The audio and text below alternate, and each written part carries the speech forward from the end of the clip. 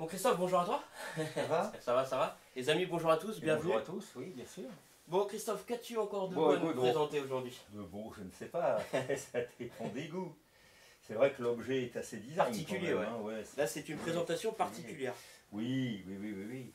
On a affaire à des produits, on va dire pour le moins collector. Ce sont des colonnes lyres. Hein, alors il y en a peut-être qui trouveront que ça ressemble à des colonnes Charlin, si Ouais. on les connaît, mais ils auront raison. Ouais. Hein, parce que c'est vrai que le design est quand même assez inspiré des colonnes Charlin. Hein. Ils sont sortis donc en premier lieu. Oui, voilà, donc ça on est sur un, oui, oui, voilà, on est sur un produit des années 60, fin des années 60, début 70 peut-être. Voilà. Et donc lire laboratoire industriel de radioélectricité. D'accord. Voilà, tenu par un certain Batlouni, hein, qui était sous-traitant des produits Charlin, justement, André Charlin. Voilà. Ok. Alors bon, ça ressemble, hein, mais c'est un peu comme le Canada Dry, hein, ça a l'air de l'alcool, mais c'est pas de l'alcool, parce que quand on regarde à l'intérieur, ça n'a en rien... Rien à voir. Non, enfin, rien à voir, un petit peu quand même, mais ça s'arrête là, vraiment très léger, avec les colonnes Charlin.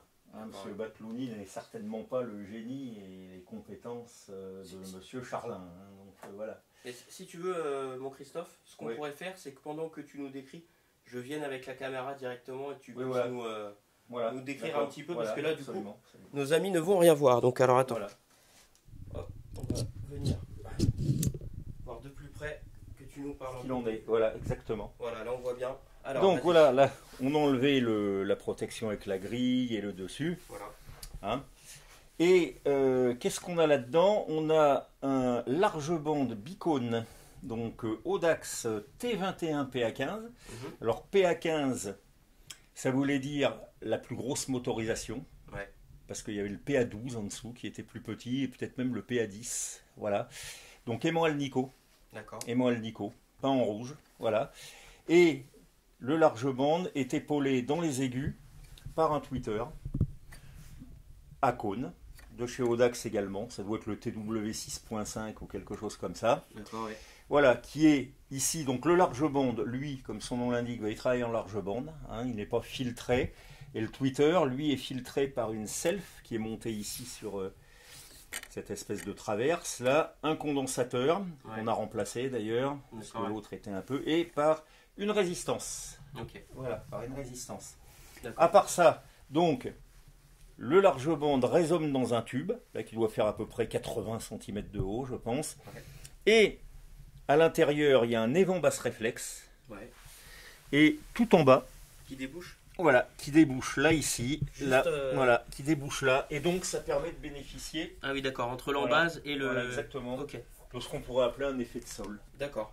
Voilà, et certains caissons de basse comme ça, avec un évent qui rayonne vers le bas. Voilà. Pour la présentation. D'ailleurs, c'est un petit, c'est un système intéressant, le basse réflexe. Oui. Comme ça, en bas de l'enceinte. Oui, tout à fait, tout à fait. Donc, alors, résultat des courses, on a une écoute omnidirectionnelle, on va dire pour le grave et le médium, hein, et on a une écoute plus directionnelle pour les aigus. Ouais. Donc voilà, après, libre à l'auditeur de positionner l'enceinte plus ou moins comme ça. Comment il le souhaite. Voilà, comme il le souhaite. Bon, voilà. Bon, à part ça. Qu'est-ce qu'on peut en dire au niveau écoute? Je voulais juste savoir au niveau de derrière, parce que derrière il y a un petit... Oui. Donc là on a le logo Lear avec ce petit... Voilà, et là c'est donc un bornier à l'ancienne, oui, voilà, très très à l'ancienne. D'accord, ok. Voilà, très particulier. Ok. Ok, voilà, ok. Très particulier. Voilà. Donc, au niveau de l'écoute, ça... Au niveau de l'écoute. Qu'est-ce que ça donne? Bon, disons que, moi je dirais c'est surtout collector. Collector, ouais. J'ai trouvé, mais toi tu les as écoutés aussi, hein, que... Non, je ne les ai pas écoutés. Non, je ne les ai pas écoutés, ça. D'accord. Bon, l'écoute est très... les basses, déjà, il n'y en a pas énormément, vu le haut-parleur utilisé. Il y a un médium de qualité correcte, mais que j'ai trouvé un petit peu en avant. Ouais. Hein, ça, c'est l'absence de filtrage. Là, le tweeter marche plutôt pas mal. Ça amène une petite pointe d'aigu et une pointe de haut médium. Voilà.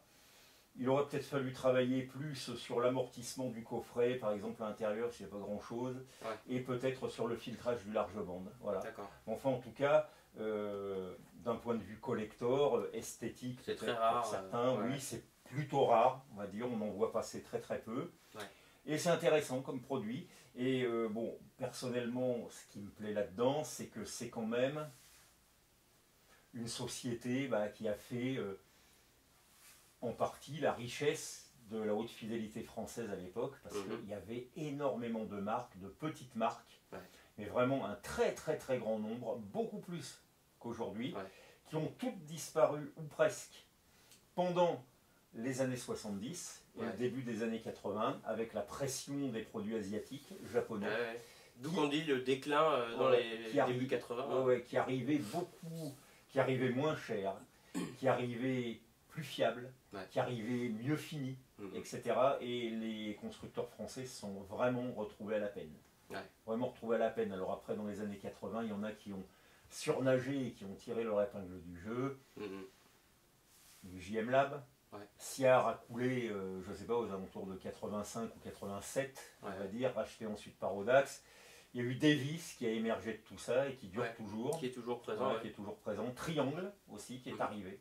Voilà, donc ça c'est, on va dire, c'est les trois grosses marques de hi-fi françaises. Voilà. Alors après, il a subsisté quelques petites marques encore. Cabas qui a été Cabas, qui a changé un peu j'ai oublié Cabas. Qui a changé de cap. Ellipson a beaucoup périclité aussi pendant les années 80. Parce qu'il y a eu différentes personnes. Cabas, oui, pendant les années 80, a bien tenu le choc aussi, on va dire. Et Cabas a commencé à décliner un petit peu. Dès que M. Georges est parti. Le milieu des années 90. Voilà. Alors après Cabas, il y a eu plusieurs rachats, etc. Et tout. Voilà. Voilà. Après, voilà, bon maintenant en France, il existe encore des fabricants un peu de hi-fi. Sérieux. Oui, sérieux, jadis, des choses comme ça, voilà. Bon. Mais il n'y a plus autant de petites marques que dans les années 60-70. Qui pouvaient se démarquer. Elles se comptaient vraiment par centaines, entre celles qui fabriquaient des postes radio. Des postes radio, des meubles radio, des chaînes hi-fi, des enceintes, des choses comme ça. Que tout est délocalisé maintenant en fait, c'est pour ça. Oui, beaucoup.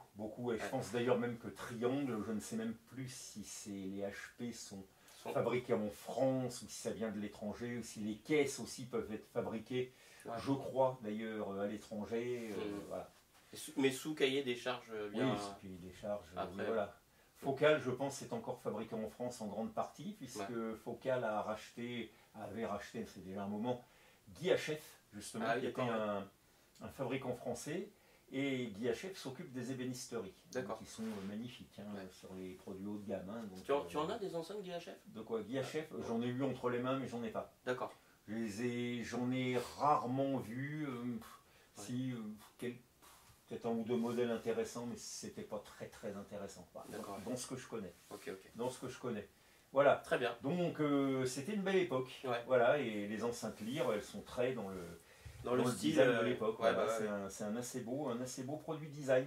Une autre fois, on présentera les colonnes Charlin qui, elles, sont beaucoup plus intéressantes et beaucoup plus techniques. D'ailleurs, on avait un peu accusé M. Baclouni d'avoir copié un peu sur Charlin. Parce que, mais sans y mettre les moyens techniques, parce que les colonnes Charlin, c'est tout autre chose. Du coup, on les présentera un de ces quatre. Voilà, à l'intérieur de la colonne Charlin, il y a une sorte de labyrinthe avec plusieurs tubes, etc. Et tout, c'est autre chose que celle-là. L'élaboration est autrement différente. Autrement différente. Et d'ailleurs, plus qualitative, certainement. D'ailleurs, Charlin a bossé jusqu'à la fin de ses jours sur ces colonnes pour les améliorer. D'accord. Donc voilà. Et après ça, c'était encore plus spécifique, puisque Charlin fabriquait une paire de colonnes et fabriquait l'ampli qui allait avec. D'accord. Oui, il avait. Donc c'était très rigoureux. Pour l'association. Voilà, exactement. C'était très rigoureux. Voilà. Et ça, c'est en quoi, Christophe, ça? C'est un tube en carton, moi j'ai l'impression. C'est un tube en carton. C'est plutôt les. Oui, c'est un tube en carton. D'accord, ok. C'est un tube en carton avec des garnitures en plastique qui font un peu toc. Voilà. Là, on l'a pas fini de la remonter, mais voilà, c'est pas. Voilà. Il n'y a pas, encore une fois, la qualité de Charlin. Vous faites qu'on dit que c'est plutôt un objet collector. Même au niveau finition. Voilà. Ok. Donc voilà, intéressant tout de même. Voilà, bon, je dirais pour écouter de la musique d'ambiance, c'est bien, c'est omnidirectionnel. Un petit système de chambre pour ceux qui aiment, etc. Et tout. Bon, cela dit, dans la gamme Lyre, ça c'était l'avant-premier modèle de la gamme. Tu as vu qu'on en a trouvé une paire ici, le une autre, la petite sœur, voilà, la petite sœur, avec un 17 à l'intérieur et non pas un 21 cm comme ici. Et il y avait quand même la grande sœur qui s'appelait, je crois, la SE85. Alors la SE85, à l'intérieur, ça ressemblait quand même un petit peu plus à du Charlin avec un médium, celui-là d'ailleurs qui avait été mis dans un coffret comme ça, à l'horizontale. Il y avait deux tweeters TW8B et il y avait un 30 cm et le diamètre de la colonne c'était quand même 38. Ah oui, d'accord. Okay. Donc des beaux bébés et hauteur 1m44.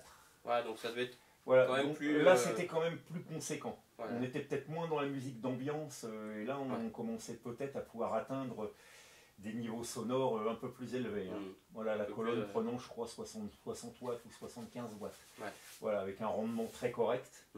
Voilà, et un rendu sonore qui, si monsieur Baclouni fait un petit effort sur les filtres... il aurait dû faire des petits efforts. Un petit effort sur les filtres, devait pas être trop dégueulasse. Ouais. Donc, voilà.